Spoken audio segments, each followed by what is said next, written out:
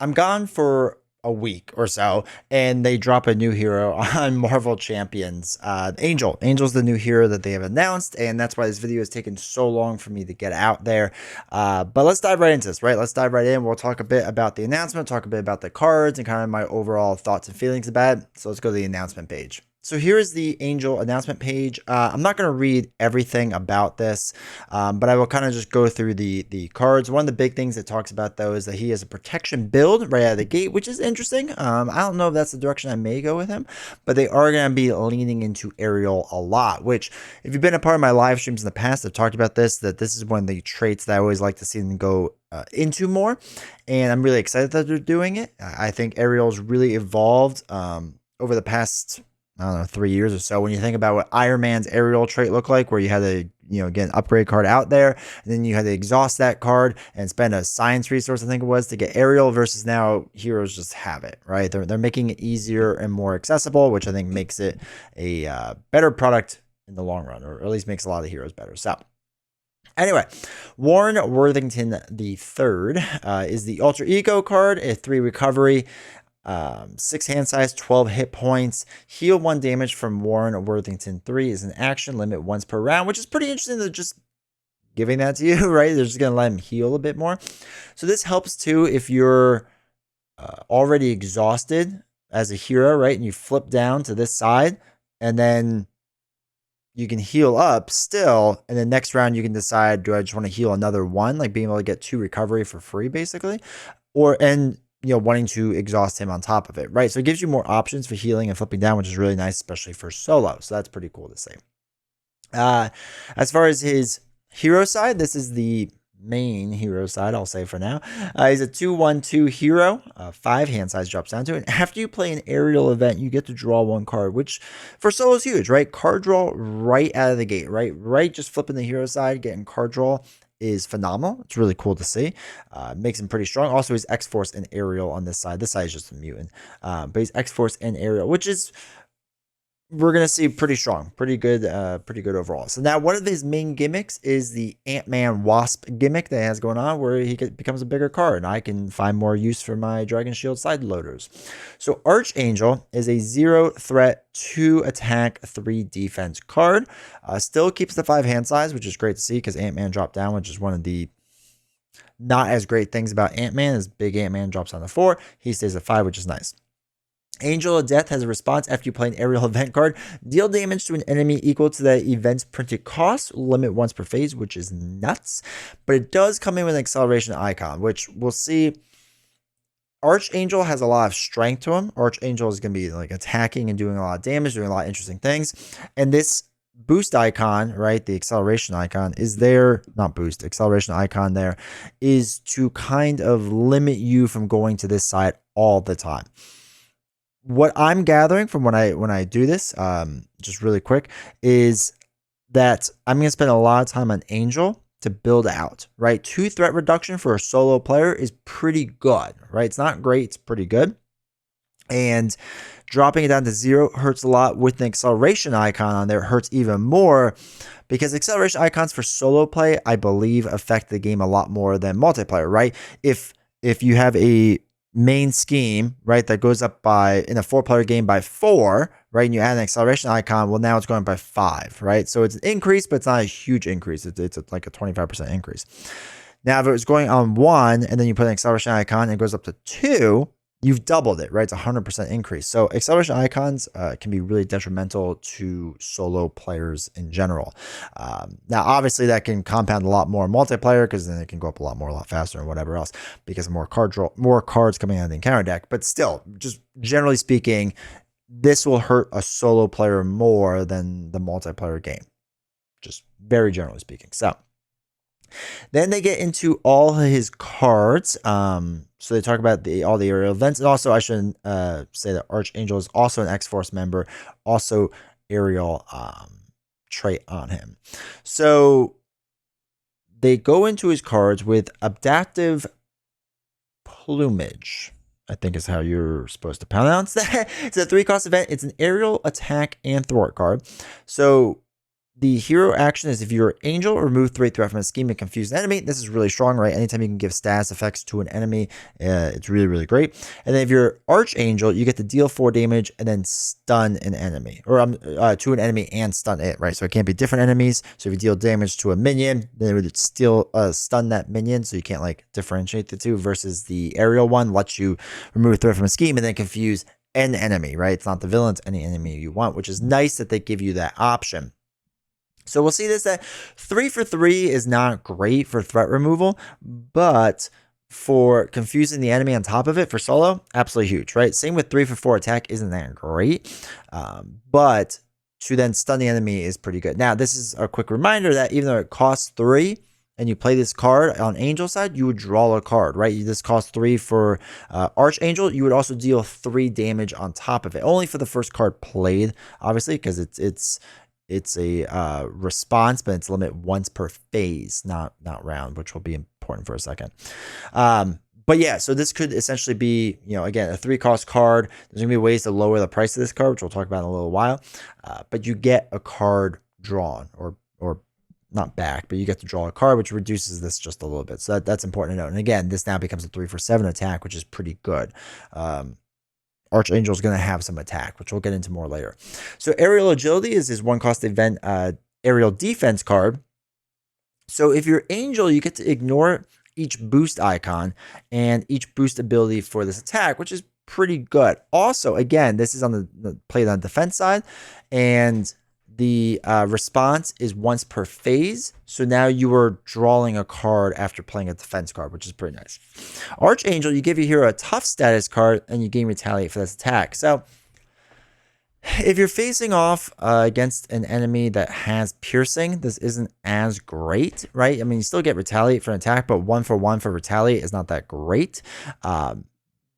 But yeah, you do get the tough status. If they don't have piercing, that can be worth it. And if you're not doing, like if you're not facing multiple enemies, that could be good too. The other thing is, after you play an aerial event, this is an event, so it doesn't have to be an attack, you would deal damage to an enemy, right? Deal damage to an enemy on its hit points. So you also get to deal 1 damage to an enemy. It's not a ton, but this might be a nice way to ping off damage or ping off like a tough on an enemy. There's some flexibility to this card, which makes it pretty interesting. So, all right, Natural Flight's a 2-cost event, aerial thwart card. Remove 4 threat from a scheme. This is so far right now the only way that Archangel can really remove threat. So again, 2 for 4 is pretty good for solo, but this is gonna be the one card. I'm gonna guess there's 2 of these in this deck that lets you as Archangel remove some threat from a scheme. So if you're Angel though, this thwart ignores the crisis icon and the patrol keyword, which is always great to see because we're seeing more and more of that in this game at this point. Razor Dive is a 3-cost event, aerial attack. Deals 6 damage to enemy. 3 for 6 isn't great, but if you're Archangel, this attack gains overkill and piercing. On top of that, it becomes a 3 for 9 damage card because of Archangel's ability. Let me rephrase that. It lets you do 3 damage after the fact because it's a response.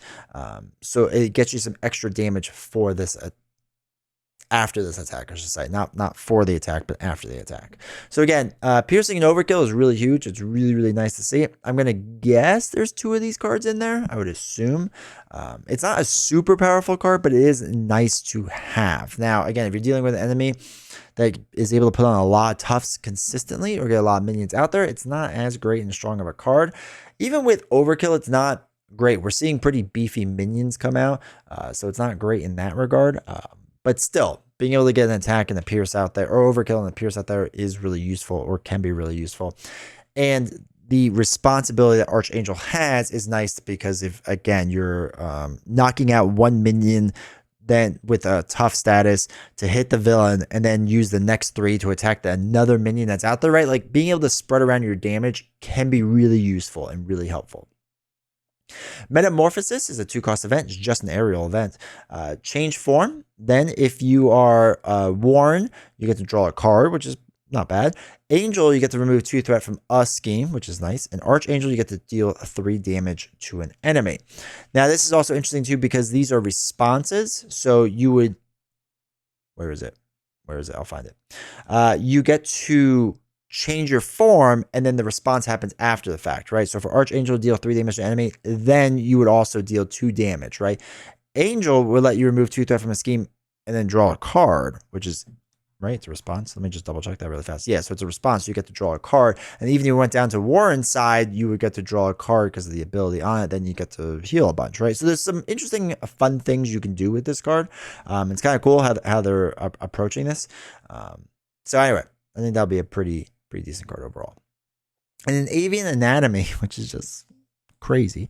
After you spend this card to pay for an aerial event, such as this or any other event card that we just saw, return that event to your hand after resolving its effects. So again, you could use this resource card to pay for a card like Metamorphosis to change somewhere to deal a couple of damage to Archangel, and then use it again to change back, right? Or you can naturally change and then do Archangel and change back, right? There's ways to play with this that now, yes, you could pop over to Archangel, get all his damage benefits, and then use Metamorphosis to pop back over somewhere else, like just regular Angel, so that this way you're not getting that acceleration icon being used on you, right? So there's ways to use this card that I think will be really, really good, because again, I think Archangel is, especially in solo, is not going to be a side you want to be on all the time.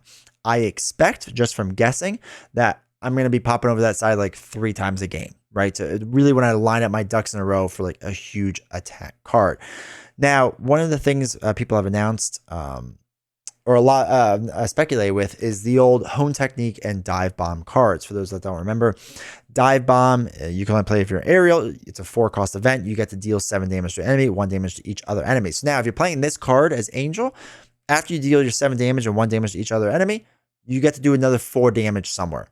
It's really good. Really, really, really, really good. And also, again, you pay for an aerial event. You could return it to your hand if you wanted to, but it'd be a pretty expensive card to run again. But if you have a good resource generator going on or some heavy resource card, maybe that's something you can do. Also, people are planning to pair this up with Hone Technique, right? Dive Bomb Hone Technique is just, it's slowly becoming a staple, and the meta is kind of going that way right now for aggression, that this is becoming... Aerial is becoming very strong, very, very good. So you pay for this card, such as Dive Bomb, with a science resource, increase the amount of damage the event does by its printed cost. So again, this would now be an 11/5 card, and then do 4 more damage after the fact if you're Archangel, or an 11/5 card, and then you get to draw a card if you're just regular Angel, which is pretty cool to see, and then get it back in your hand if you want. Which then you can use as a resource, which is super helpful. So that's all of his, oh no, and then Psylocke, sorry. We have his signature ally card. It's a 3-cost 1/1/3 card. After Psylocke attacks, if you are Angel, you get to heal 1 damage from Psylocke, which is really nice to keep her out there, and we'll get into why you want to do that in a second. And then Archangel, you get to ready your hero. I don't think that's as good, right? If you're building, if you have 3, like if you normally swing it for 2 and you put an extra damage on your hero, right, through whatever that's called, not martial prowess, combat training or something like that, whatever gives you +1 attack, sure, it's not bad to be able to swing and then ready up Archangel and swing again for 3 and like do 6 damage total. That's not that bad, but this healing one from Psylocke I think is going to be really good and really strong to say.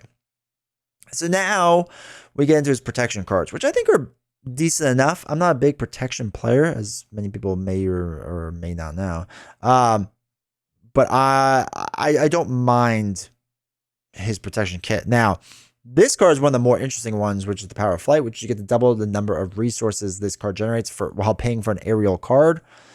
Again, we were just talking about Dive Bomb.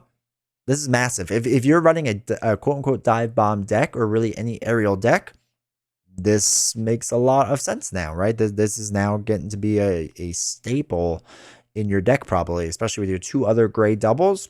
It's looking pretty strong, pretty good. So, Siren, excuse me, is a 4-cost ally, 2 thwart, 2 attack, 3 life. After Siren attacks, stun a minion. Cool to see. Always like to see basically a free stun out there. Warpath is a 4-cost ally, 2 thwart, 2 attack, 4 life, comes in with toughness. After Warpath defends against an attack, play an event with a hero action ability from your hand. cool. That could be good. That could be some interesting things you could do there. Aerial Intervention, 0-cost event. When a character would take any amount of damage from an attack, exhaust an aerial character you control to prevent up to 3 of that damage. Sure, it's a cool way to defend. It's a different way to defend. It's not terrible. Taunt. Everyone's shouting out Drax for this because I think this will be a good Drax card. So 1-cost event, the villain attacks you, which is what you want as Drax to get his counters up. Other characters cannot defend against this attack, which is fine. And you get to draw 3 cards on top of it. Again, huge for Drax, who only has a 4-hand size, if I remember correctly, or 5 with an upgrade. So this would be a big card for him. Containment Strategies, a 1-cost upgrade attached to a non-permanent side scheme, which again could be player side schemes, which is interesting. Max 1 per side scheme. After hero defends against an attack, remove 1 threat from attached scheme. 2 if you took no damage. So if you're running a perfect defense type build, you can remove a lot of threat from player side schemes, which usually have huge benefits, which helps out a lot. And it's not a forced response. It's when you choose to do it, which is interesting. So again, it's a regular response, not a forced response.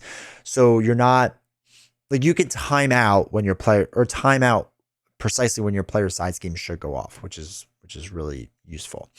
Soaring Hearts is the team up card for Angel and Psylocke, a 2-cost event, max 1 per deck. Search your discard pile for an identity specific event and add it to your hand, which can be pretty good, right? And there's some good identity specific events that Angel has and even Psylocke has. So it could be pretty good. And then you get to ready Angel and Psylocke, which is interesting because if you have both out here, there's a way to like really exploit like the healing, right? Of you get to swing several times with everybody. She gets to heal up more and all that fun stuff. Now it is important, not I shouldn't say exploit, but the way you can team up and do a lot of it over and over is specifically nice. The other thing is it says ready Angel in Psylocke. So you'll probably not be able to ready up Archangel, just FYI. But Psylocke could naturally ready up Archangel, right? So if Archangel exhausts and Psylocke exhausts, you ready up Archangel to attack with Archangel again. So they're both exhausted. Then you would do this to ready Angel, which you can't do, but could ready Psylocke. And then Psylocke could attack and Archangel would ready up again, right? So like it's like a really weird combo. You kind of think through of exactly what side you want to be on. But there's some cool stuff you can do, with that and get that to work pretty strong. So anyway, and then the player side scheme is the last one they really announced with this, which is just, these cards are getting crazy. So it's a 0-cost side scheme card.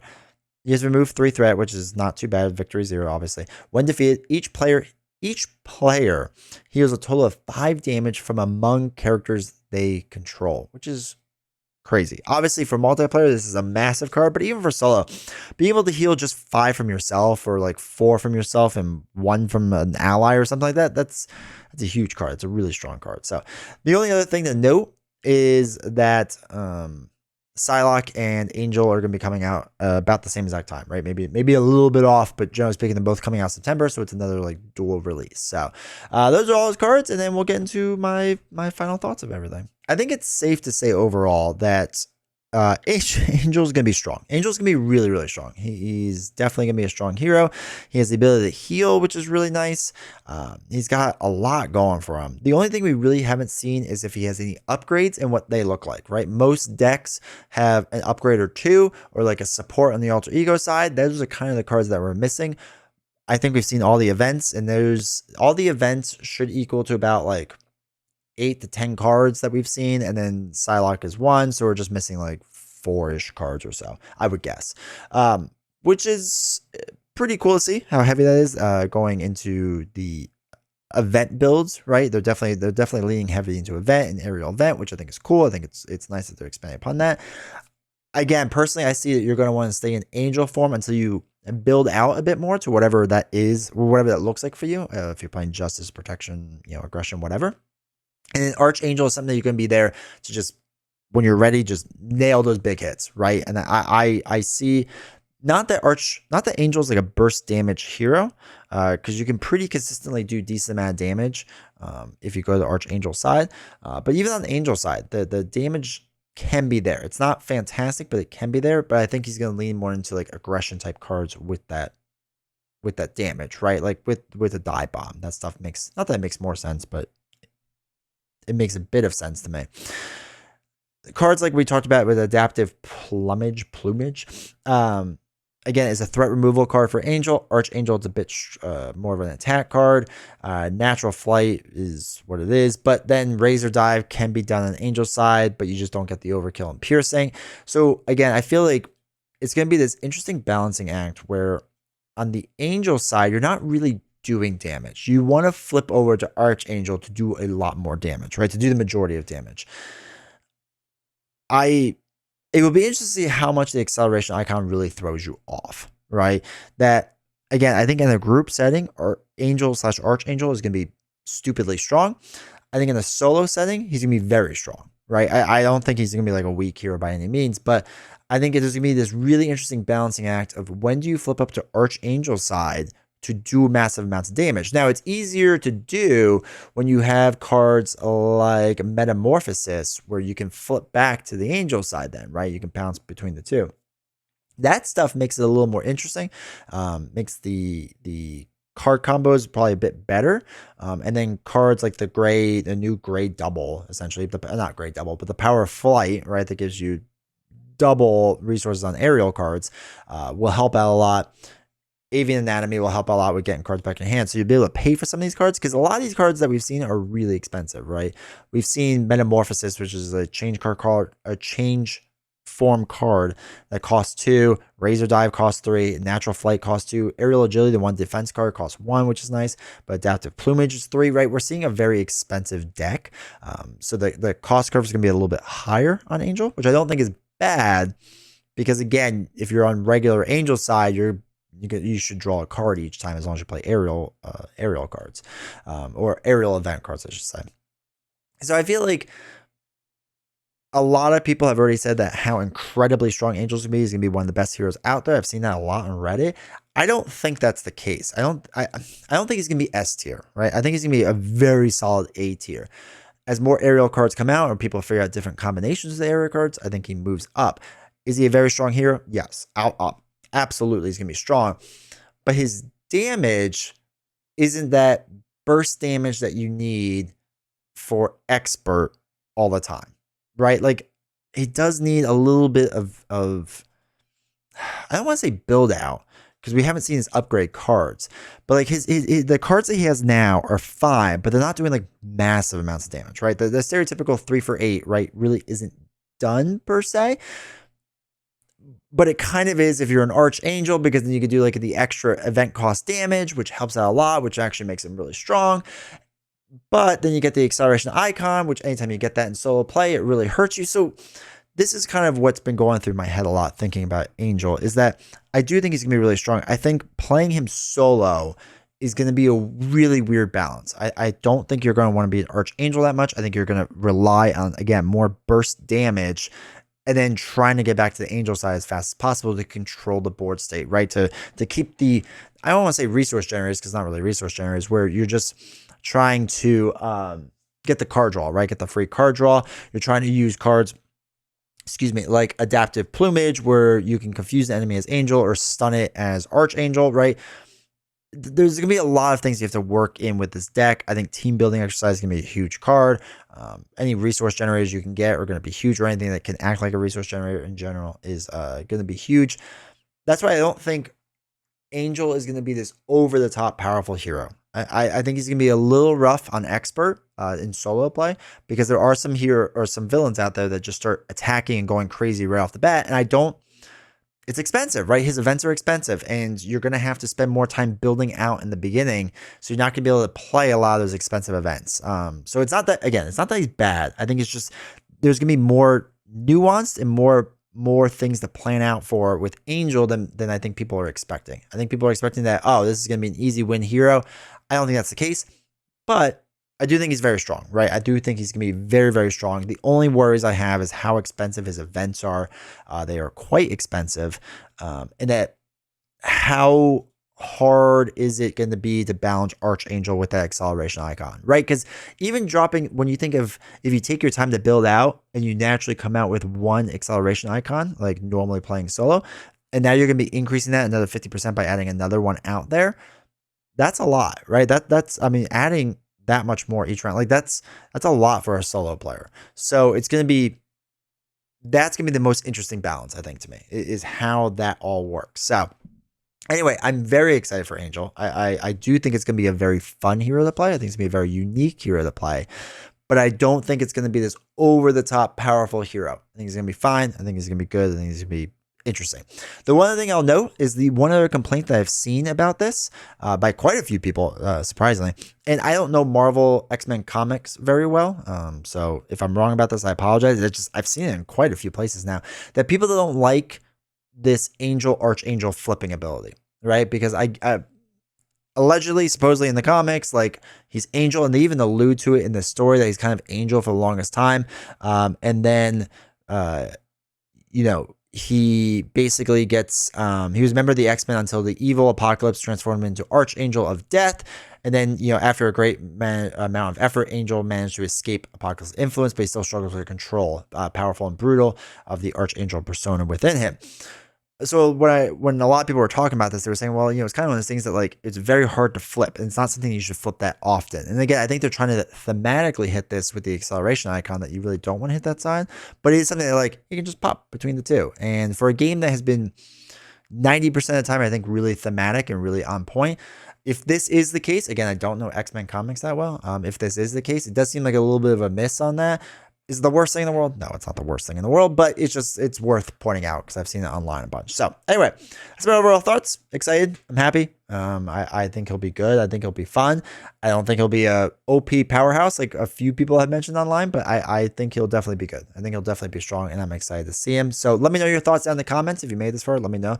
What do you think tier wise will he be? I think if I'm trying to be objective, I'm putting him right in the middle of A is what I would assume, like A minus, like somewhere in there. Probably definitely above B.